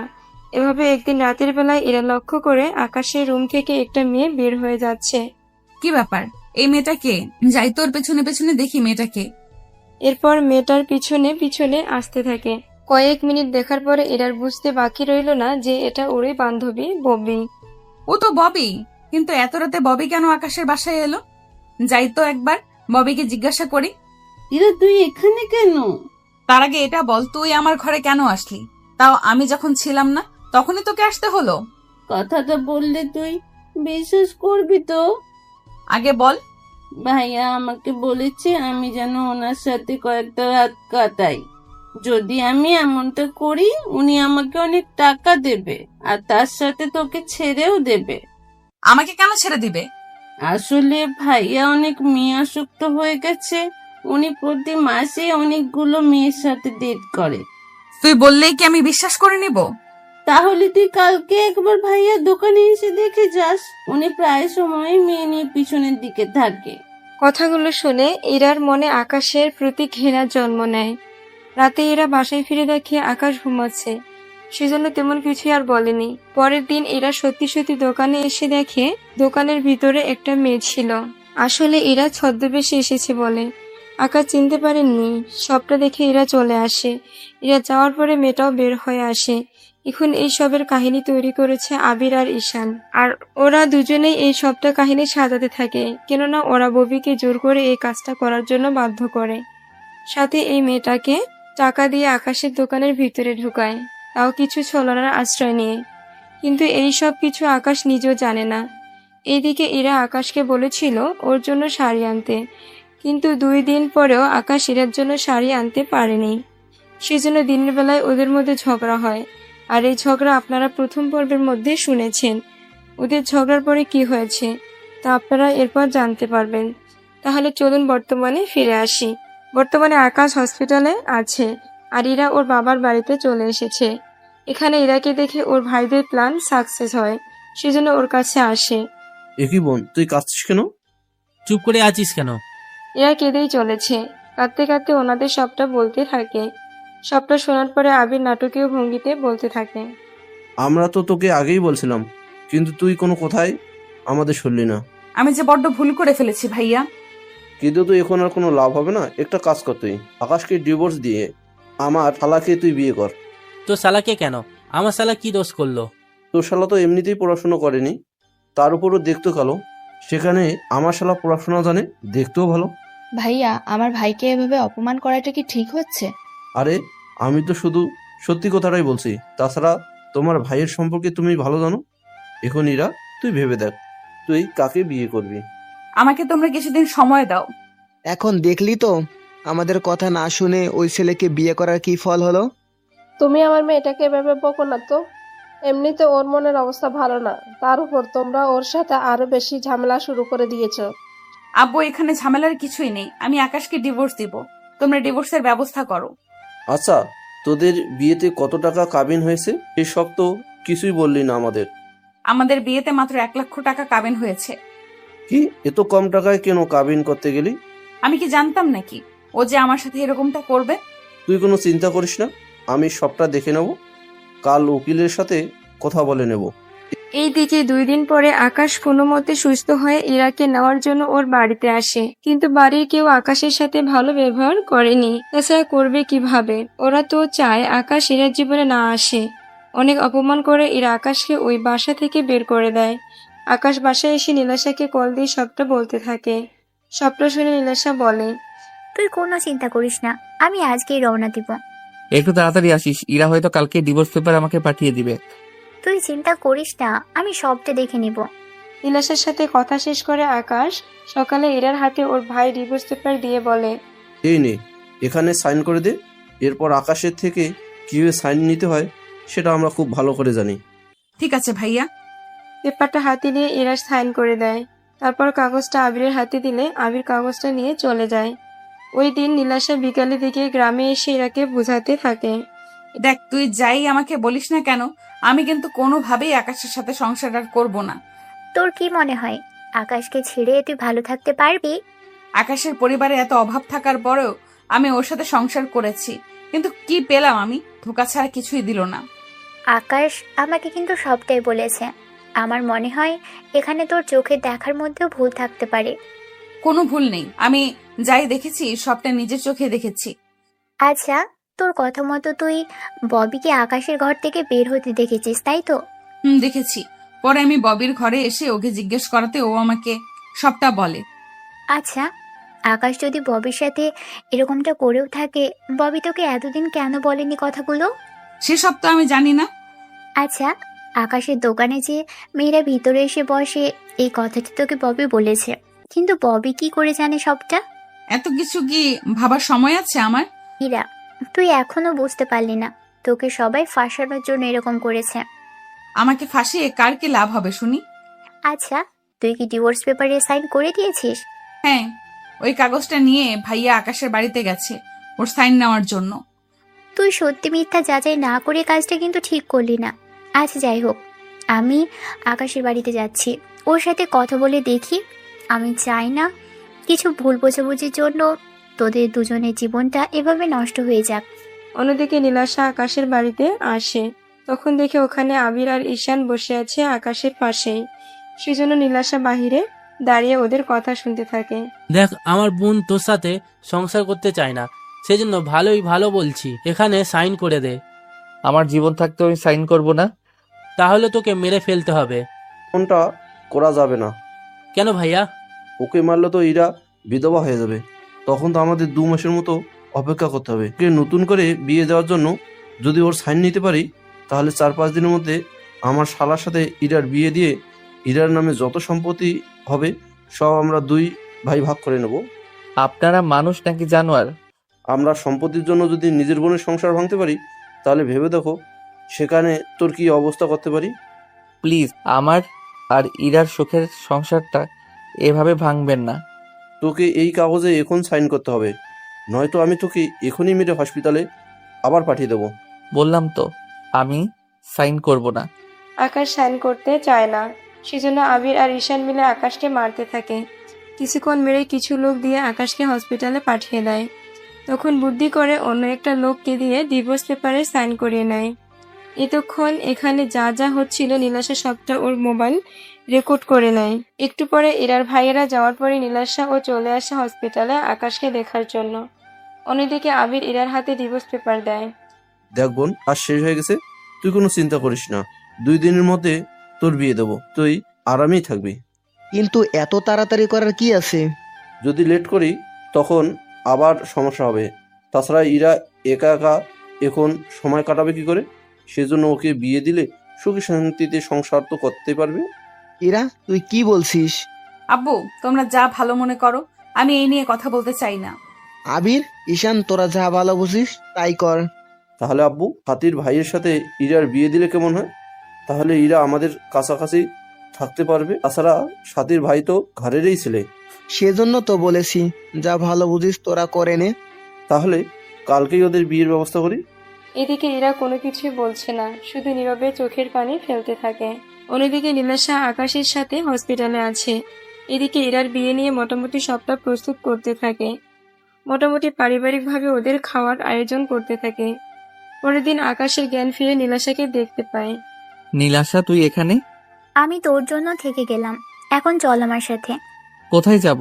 আমার সাথে আয়, তাহলে বুঝতে পারবি। নীলাশার সাথে আকাশ ইরাদের বাড়িতে আসে, কিন্তু বাড়িতে লোক ছিল কম। কারণটা তো আপনাদের আগেই বলেছি আমি। ওরা ভিতরে এসে দেখে এরা বউ সেজে বসে আছে, পাশে আছে আবিরের শালা। এমন দৃশ্য আকাশ যে দেখবে তা ভাবতে পারেনি। নীলাশা চিৎকার করে বলে ওঠে, ফুপা, বন্ধ করে নে বিয়ে। নীলাশা, তুই এখানে? সাথে ওকে কোথায় পেলে তুই? ওকে আমি নিয়ে এসেছি, তাছাড়া তোমরা যা চাচ্ছ তা আমি কখনো হতে দিব না। নীলাশা, তুমি কি বলতে চাইছো? আমি তো কিছুই বুঝতে পারছি না। ফুপা, আগে এই বিয়ে বন্ধ করেন, আমি আপনাকে সবটা বলছি। নীলাশা, তুমি কিন্তু বেশি বাড়াবাড়ি করছো। নীলাশা কোনো বাড়াবাড়ি করছে না। আমার বউকে আমি নিতে এসেছি, এখানে আমাকে কেউ আটকে রাখতে পারবে না। ওই দিন মার খেয়েও তোর শিক্ষা হয়নি, সেজন্য আজকে আবার চলে এসেছিস তুই। আমি বেঁচে থাকতে আমার বউকে অন্য কারোর সাথে বিয়ে দিতে পারেন না। তোর সাথে আমার ডিভোর্স হয়েছে, সেজন্য আমাকে স্ত্রী বলার কোনো অধিকার তোর নেই। ইরা, আকাশ তোকে ডিভোর্স দেয়নি। যদি ডিভোর্স না দিয়ে থাকে তাহলে ডিভোর্স পেপারে ওটা কার সাইন ছিল? তাছাড়া যা খুশি হোক, ওর মতো ছেলের সাথে তো আমি সংসার করব না। ফুপা আর ইরা, তোমাদের দুজনকেই আমি কিছু দেখাবো, যা দেখলে তোমরা সবাই বুঝতে পারবে। তুমি আবার কি দেখাবে? আব্বু, আগে বিয়েটা তো হয়ে যাক, তারপর না হয়। ইরার যেখানে ডিভোর্সই হয়নি সেখানে ওকে বিয়ে দিবেন কি করে? আচ্ছা, সে বিষয়ে পরে কথা বলছি, আগে আপনারা দুজন এই ভিডিওটা দেখুন। 10 মিনিটের ভিডিও দেখে এরার বাবা আর ইরা তো বিশ্বাস করতে পারছে না আবির আর ঈশান এরকম কোনো কাজ করে বসবে। এরা ভিডিও দেখে চোখের পানি ফেলতে থাকে। এরার বাবা তো এখন ও শকড হয়ে আছে, কি বলবে তাই ভাবছে।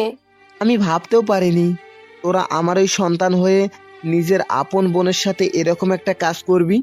কিসের ভিডিও ছিল এটা? তোমরা দুজন আকাশের বাড়িতে এসে যা যা করেছো বলেছো সবকিছু রেকর্ড করেছিল এখানে। এরা বিশ্বাস করো, এই সব মিথ্যা ছিল। ভাইয়া তোমাদের এত ভালোবাসা আর তোমরা এর প্রতিদান এই দিলে আমাকে। তোরা ইরার সাথে যা করেছিস এর জন্য আমি তোদের কখনো ক্ষমা করব না। আকাশ, তুমি আসো আমার কাছে, আমি আজকে নিজে দাঁড়িয়ে থেকে তোমার আর ইরার বিয়ে দেব। আমাদের তো বিয়ে হয়েছে, তাহলে নতুন করে আবার কেন? আমি তো তোমাদের বিয়েটা আর দেখতে পারিনি, সেজন্য নিজের চোখে তা দেখতে চাই। আমাকে বিয়ে করতে ইরার কোনো আপত্তি নেই তো? আমাকে এসব বলে আর লজ্জা দিও না, আমি যে অনেক বড় ভুল করেছি, তুমি আমাকে ক্ষমা করে দাও আকাশ। তাহলে দেখলে তো, সম্পত্তি আর টাকার লোভে নিজের আপন ভাইয়েরাও বোনের ক্ষতি করতে একবারও চিন্তা করে না। কাজী সাহেব, ওদের দুজনের আবার বিয়ে পড়ান। কাজী ওদের বিয়ে পড়িয়ে চলে যায়। কাজী চলে যাওয়ার পরে এরার আব্বু বলে, আকাশ, তুমি আমার মেয়েকে মাফ করে দিও, ও একটু বেশি জেদি, সেজন্য জেদের বসে অনেক ডিসিশন নিয়ে বসে। জেদি তো হবেই, চেয়ারম্যানের মেয়ে বলে কথা। কথাটা শুনে এরা আর ওর বাবা হেসে ওঠে। আর এখানেই শেষ হয় গল্পের সমাপ্তি।